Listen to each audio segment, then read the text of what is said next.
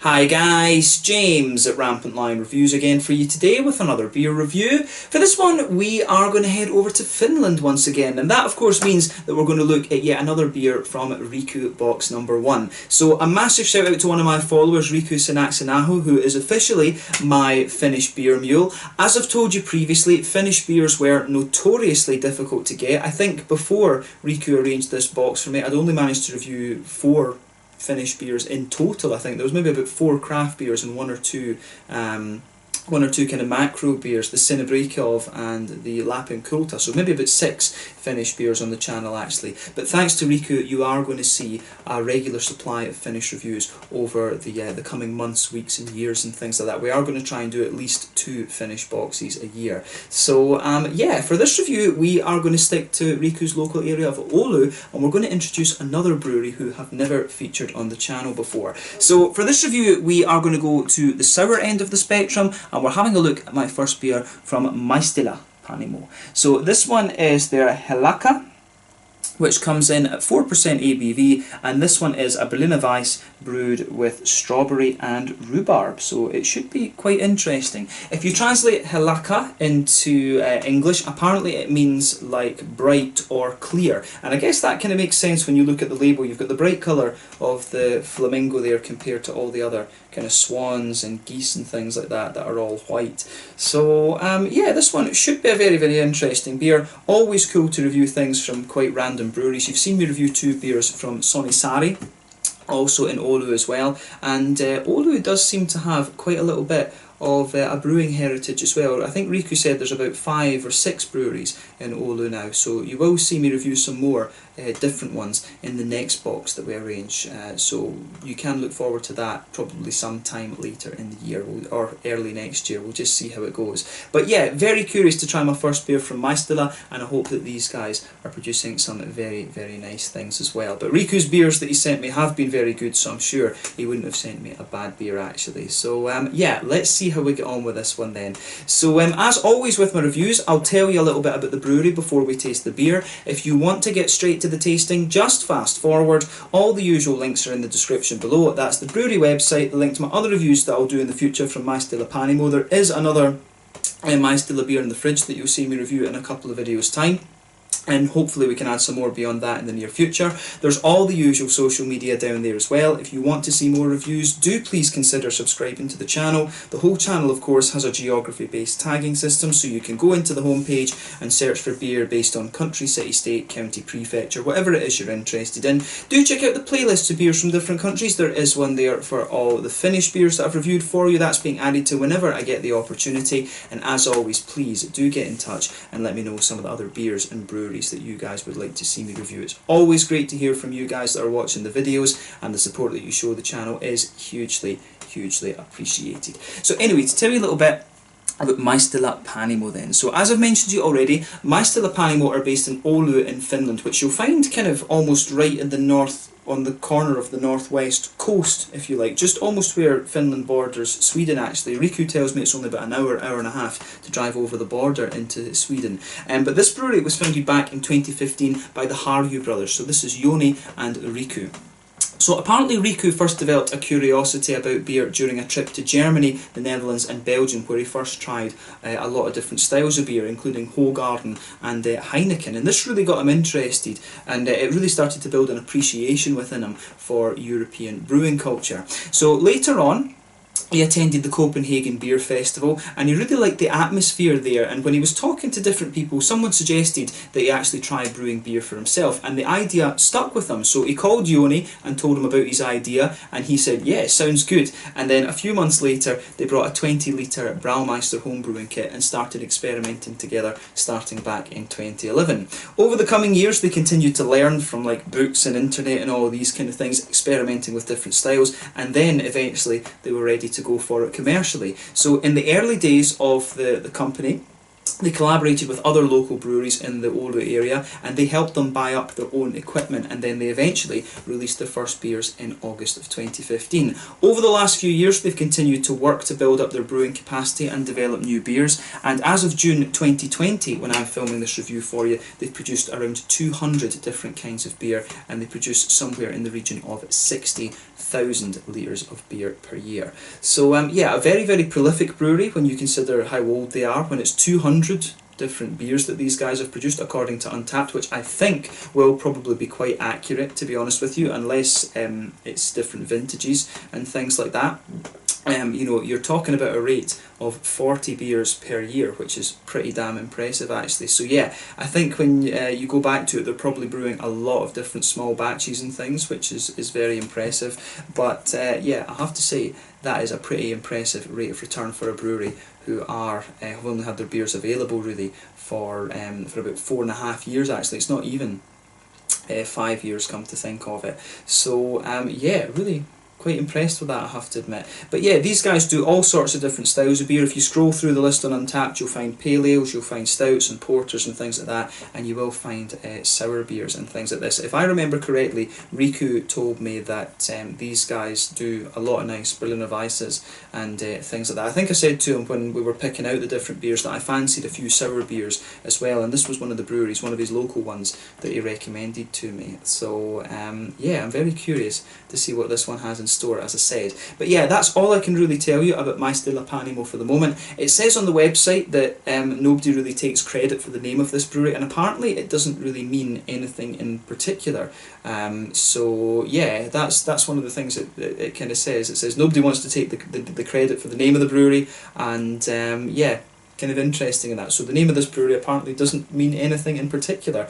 But yeah, so let's see how we get on with this one then. If you want to learn more about Maistila Panimo, of course, you can check out the brewery website in the description below. You can follow them on Facebook and Instagram to keep up to date with all the latest goings on. And of course, you can check out the Rate Beer, Untappd and Beer Advocate pages to learn more about all the different beers that they've done. So yeah, let's have a little look at this one then and see how we get on. So as you can see, the artwork on this one is pretty nice. As I said to you, Helakka means bright or clear. Apparently it's got two different meanings, but as you can tell, it probably means kind of bright in this one, because you've got the flamingo in the middle there next to all the other birds, the swans, the geese, and I think that is a stork actually. So yeah, pretty cool artwork on this one, I have to say. It is just a plain black bottle cap there, and yeah, looks pretty nice. But there you can see on the bottom here is the Maistila brewery symbol. It is the little fox there with the kind of I think that is meant to be, is that a crown that's on top of his head? But yeah, it didn't say on the brewery website why it is a fox that they use on the label as well. So yeah, maybe I'll find that out in time for the next review. But yeah, let's get this guy out then and we'll get on with the tasting. As I said to you, this one is a 4% Berliner Weisse brewed with strawberry and oh, brain's gone dead, strawberry and rhubarb actually. So yeah, this is one that I think that Riku said that he really quite liked himself, because I wasn't sure. I don't normally like rhubarb actually, so I'm very curious to see what this one has in store for us. But yeah, let's get this guy out and we will get on with the tasting. And very curious to see what this has in store. So my first finish Berliner Weisse. So yeah, I'll say straight away, you can smell the strawberries coming out of this one. I think this is going to be very interesting. So yeah, let's just check. There's not really... well, there's a wee bit of sediment there, but I will say the strawberry aromas that come out of this are absolutely lovely. That smells very, very nice and very fresh actually as well. So yeah, as you can see then with this one, this is poured kind of the colour that you would expect of a wheat beer, a lovely kind of bright yellow colour, although it does have a little tint of amber to it, I would say. So yeah, it is quite an ambery looking wheat beer, this one. You've got a solid quarter finger of a frothy, I would say cream coloured head. The middle of that is just fading away to be a very, very thin foamy layer. One or two big bubbles sticking towards the side of the glass, quite a few little ones going up towards the bottom of that head there. But you know, overall it does look pretty damn nice, I have to say, and not out with the realms of possibility for a Berliner Weisse. You can get these in all sorts of different colours these days, and really it depends on what fruits and things you've added to them. Some of them that have got, you know, berries and things will even come out like bright purple and bright red and maroon and all of these kind of things. But this one certainly just looks a little bit more kind of amber in colour, and probably that is down to the addition of the strawberry, because the strawberry does have a little bit of a kind of a very light natural dye to it, of course. So yeah, this one does appear a bit more amber than some of the other ones that I've come across. But yeah, it is a little bit hazy. If I put my fingers behind the glass and if I shine the light through it, there is a degree of haze to this one, but it's not the haziest and kind of thickest of Berliner Weisses that I've come across either, actually. But yeah, appearance wise, not out with the realms of possibility. So yeah, let's have a little look at the aroma then and just see how we get on with this one. I'm very, very curious about this, I have to say. Oh, I really like the aroma of this one. Yeah, you know, it is very, you know, it is pretty much a straight shooter. I've always said this about sour beers. Well, two things. I've always said that the aromas of these are not the most complex and the flavours are not the most complex, but it really is all about the transition of flavours that you get in these beers, from the really sharp kind of tart impact to the way they kind of smooth out and give you the sweeter side of things. For me, that is, if you get a good transition in the beer, that's really what gives you a very, very nice sour beer. They're definitely, even when you think about the different styles, the Goses, the Berliner Weisses, the Flanders Reds, the lambics and things like that, as I say, they're not overly complex for me. I don't find them as complex compared to some other beer styles that you can get, but it's all about the transition of flavour that you get out of them and how the kind of sourness comes out, if you like.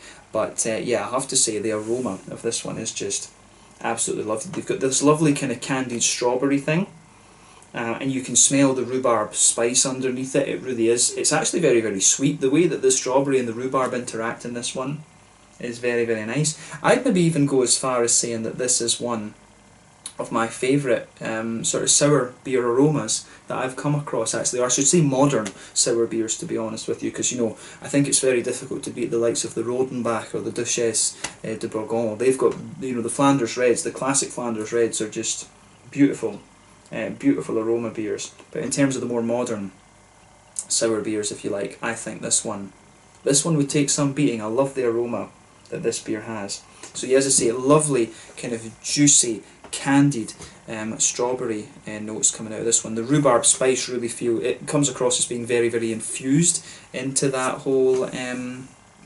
of base that the beer has. But of course, underneath that you can smell a lovely kind of white bready, wheaty sort of thing. You've got a really, really nice. You do have a little bit of a kind of.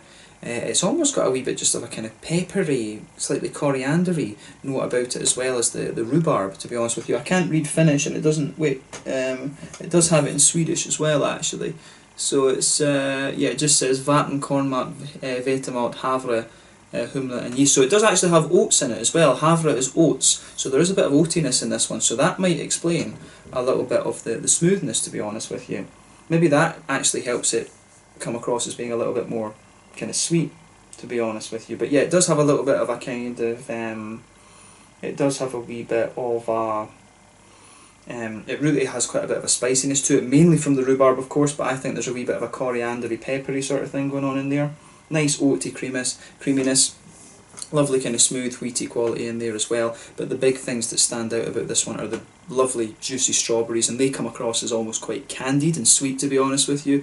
And as I say, you've got a little bit you know, you've got a little bit of a, you really feel the kind of infusion between those two notes there. On the hoppy side of things, you can pick up a little bit of hoppiness out of this beer.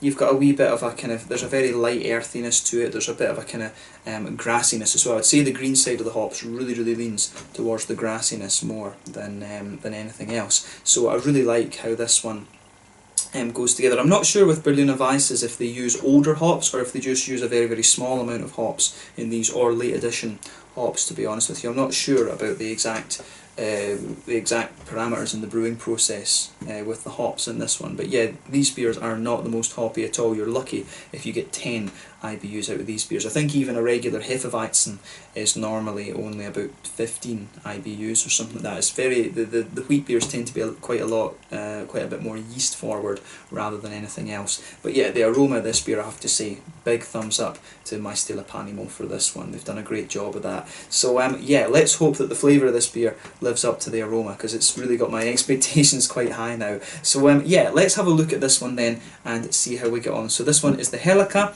a 4% Berliner Weisse with strawberries and rhubarb from Maistila Panimo in Oulu in the north of Finland. Let's get stuck into this one. Thank you again to Riku for making this review possible, and I hope you guys are enjoying the Finnish mini-series. Slanja, skål, kipis.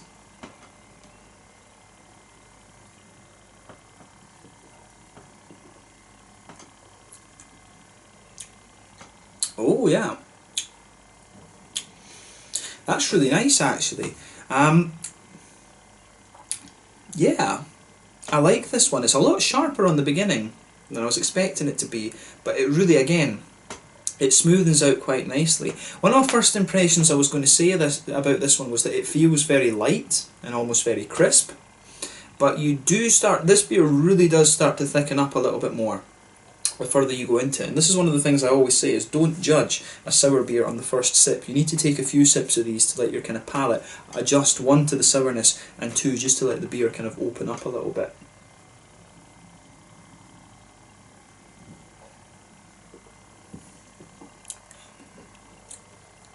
But yeah, that is really, really very nice actually.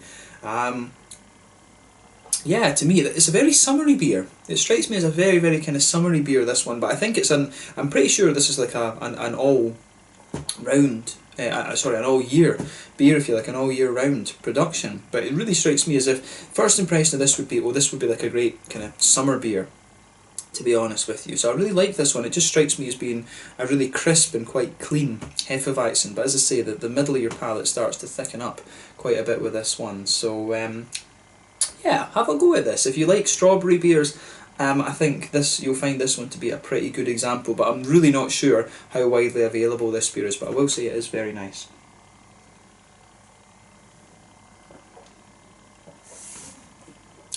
So yeah, let's take a closer look at the flavour then and just see how we go on. I think it's opened up fairly nicely. So yeah, as I said, when you take this beer in at the start, it does have a good little bit of a sharpness and tartness to it. You do get a little bit of that nice kind of tart note out of it. It's quite a citricy tartness. I don't find the strawberries overly tart, and I found that, you know, most beers that have strawberries added into them, I think strawberry is quite difficult to get tartness out of. I've always found strawberry to be a very kind of juicy and slightly oily leaning berry fruit, to be honest with you. It's more, you know, the raspberries and the blueberries and the blackcurrants and stuff that you'll get tartness out of. I've never found strawberry to be that tart.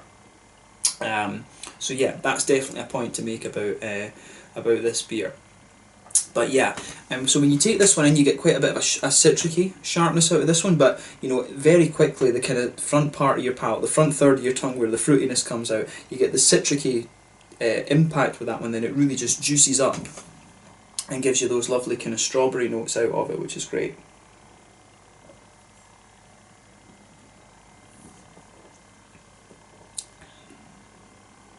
So yeah, I really like how this one goes together in that regard. The front of your palate, I think, until the aftertaste really stays quite wet and very juicy, to be honest with you. And you can feel the strawberry juiciness, the sort of rhubarby flavours kind of start to creep forward from the middle third of your tongue and the back third of your tongue. You can really feel those kind of creeping their way out of this beer a little bit more. And I will say, you know, this is one of these beers that really is not very complex in its flavour, but it's a straight shooter and it does what it aims to do very, very well. So yeah, the middle third of your palate, you can feel that nice kind of white bready wheaty base. As you go further into the flavour, it really kind of thickens up a little bit. If you go towards the front of that middle third of your tongue, you'll get a little bit of the more oaty kind of creamy note out of the beer, which I think is very, very nice. I really like that about this beer.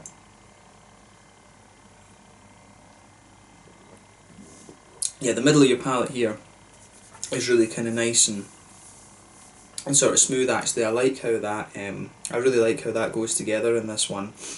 It almost, in the very centre of your palate, it almost develops just a little bit of sweetness the further that you go into the aftertaste with it. I think the oat, that some of that is coming from the oatiness, because you can feel it further forward on that middle third of your tongue, but it's also the wheat. The wheat does have a good little bit of sweetness to it, and I guess the yeast is probably contributing to that a little bit as well, because the Berliner Weisse does really rely on the yeast quite a little bit. If you go towards the back third of the tongue there, it's got a very nice, you do get just a little touch of a kind of spiciness from wheat. It's almost, you can feel the rhubarb. I think the rhubarb really has more of its spicy character on the back third of the tongue, and you can feel it just kind of creeping forward through the other ingredients that I have, and it just starts to reach the kind of oaty notes, and then it just merges a little bit with the kind of strawberry part of the beer. But yeah, the front third of your tongue I find is very wet and very juicy from the strawberry notes, and then the rhubarb is just kind of infused into those wheaty and oaty type flavours that I was talking about. So yeah, I really like how that side of the beer it goes together, to be honest with you. I think this one is I think this is really nicely done. So yeah, it gets a thumbs up from me, this beer. As I say, in terms of the malty and the fruity side of things, it really gives you everything you would want. It's pretty much what it says on the tin, but it's a very, very well executed beer, this one. It's one of these ones that is very well crafted, so I can see why Riku recommended this one to me. So that's pretty awesome, I have to say. I'm very impressed with this as a Berliner Weisse. I will say this is one of the kind of crisper and cleaner examples of the style that I've come across, but you know, this is something that you very commonly find with Nordic beer. You get beers that are very kind of full in terms of their flavour profile, but they just, because of the quality of water you've got in the Nordic countries, you know, a lot of them come across as feeling a bit lighter than they actually are. And it is just down to the kind of purity of the water. You know, being Scottish, of course, and having whiskey and things like that, the water can affect beer and things, and whiskey and things, so much, of course. So yeah, I think that's probably one of the things with this beer, is the quality of the water is obviously pretty damn good. So yeah, this one does feel very clean and almost quite crisp in a way as well.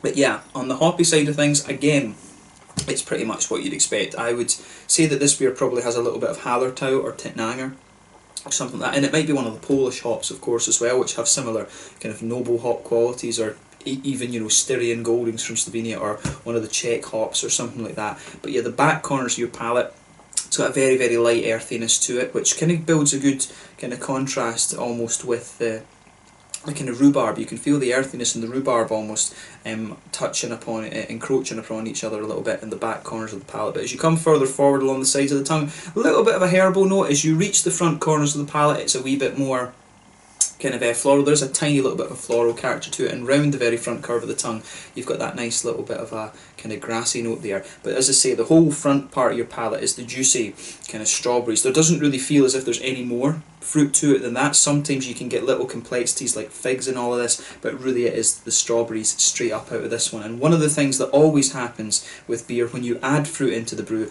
what it does is it suppresses a little bit of the IBUs, particularly around the kind of front of the tongue. So you can feel a bit of grassiness come out of this one the further you go into the aftertaste, and I would say that spiciness, because the rhubarb isn't spicy, it's almost quite sweet, to be honest with you, but the rhubarb spice, I think, becomes a little bit more pungent, if you like, the further you go into the aftertaste, and you can feel a bit of the grassiness just pushing its way out from underneath those juicy strawberry flavours on the edge of the tongue too. So yeah, as I say, it's definitely not the most complex beer you're going to come across, but it's very, very well executed. This one, I really like this. I've not had when I come to think of it, you know, even when I think about the Swedish and the Norwegian and Danish breweries and things like that, I've never actually, I don't think I've ever had a sour beer from Iceland, come to think of it either. When I think about all the Nordic beers that I've reviewed, this one is definitely one of the cleanest, you know, one of the cleanest and crispest, or most crisp, I should say, don't know the exact word there, but yeah, this is definitely one of the cleanest and most crisp, you know, one of the most crisp Berliner Weisses that I've come across. So on that note, let's move on to the mouthfeel. So I would describe this beer as being kind of fairly, it's at the top end of light bodied, I think. You know, yeah, Top end of light bodies. The carbonation is very smooth on this one. It's got a little bit of oiliness to it, but at the same time it feels quite light because of how clean the water comes across as being. But yeah, you've got a good little bit of maltiness to this one, and I guess the yeastiness is kind of contributing to that as well. The oats are giving it a little bit of thickness towards the front of the palate, and you can feel just a little touch of spiciness from the rhubarb building up in this one too, so nice bit of kind of smoothness in there. On the hoppy side of things, I think you're talking just about 10 IBUs or something like this. I'm not sure if you can count the spiciness as being bitter in this.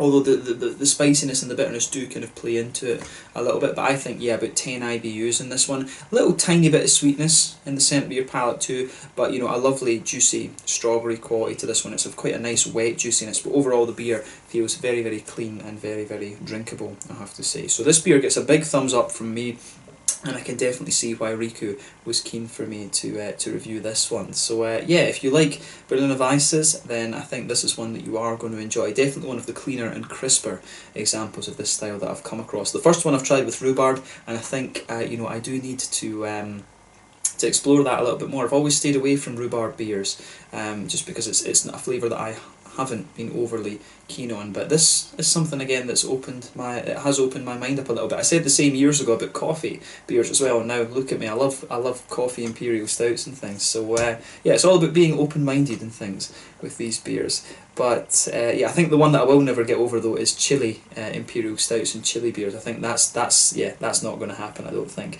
But yeah, this one's lovely, so well done to Maistila Panimo for this. This one is the Helakka, the bright as it translates to in English, a Berliner Weisse with strawberry and rhubarb in it, coming in at 4% ABV from Maistila in Oulu, in the kind of in the sort of middle of Finland, on the west coast, if you like, because yeah, there's lots of Finland that's kind of landlocked, if you like, in the very north, from the northwest corner of the coast in Finland. But yeah, lovely beer this one, and I'm glad I was able to review it for you. So I hope you guys have enjoyed my take on this one. So yeah, let's leave it at that. Once again, thank you for watching my beer reviews. Until the next time, please like, subscribe, share, all the usual YouTube stuff. Let me know your own thoughts on this beer in the comment section below. Let me know what your favourite beers are from Maistila as well. We'll definitely return to these guys at some point soon, and yeah, you will see another beer reviewed from these guys within the next couple of weeks or so, so keep an eye out for that. Thank you again for watching. I will catch you guys very soon. Massive shout out to Riku. Check out all my social media, and I will catch you guys very soon. The Helakka Berliner Weisse with strawberry and rhubarb